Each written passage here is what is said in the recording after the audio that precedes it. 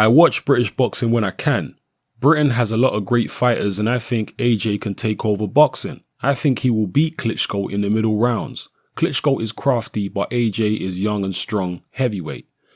This is his time and it's time for Klitschko to pass the torch. It was great when I was in the UK. I loved it. The Olympic defeat bugged me for a while, but it passed and it has led me to this point. Everything happens for a reason. I know I can beat Kell Brook. It won't be easy, but I am the #1 challenger and have worked my way into that position. It is not a mistake. So those are the words of Errol Spence, the mandatory challenger for IBF welterweight world champion Kell Brook. He said at least in my opinion, he said some interesting things there about Anthony Joshua. He believes that Joshua will not only beat Klitschko in the middle rounds, but he will take over boxing and become a global superstar. This Klitschko fight really is the litmus test for Anthony Joshua. We really get to find out what Joshua's really all about. Is it more hype than substance, or is it more substance than hype?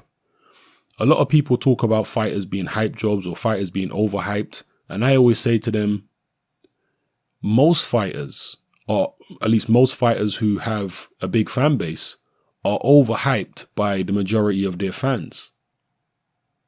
I mean, you've got Mike Tyson fans and Floyd Mayweather fans who will be adamant in telling you that those guys are invincible, that they can't be beat, that in their primes, nobody in the history of boxing in their weight divisions could have ever beat them, that they're literally invincible.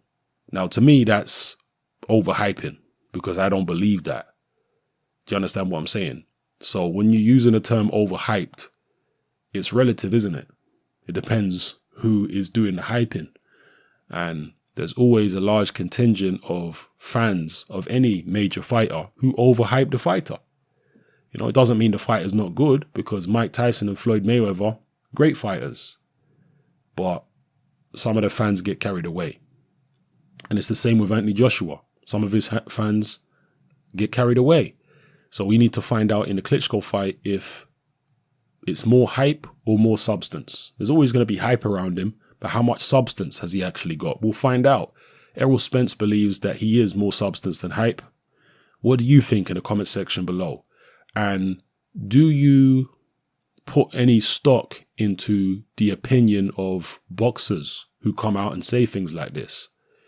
Do you hold their opinion in any higher regard? At the end of the day, they do get in the ring.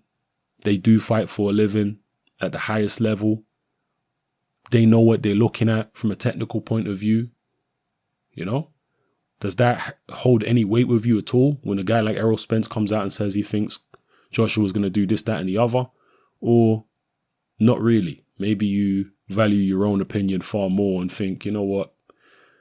I know just as much as Spence. I have my own eyes. I can see for myself what I think. Drop your comments in the comment section below. Let me know how you feel. It's happening. I'm out.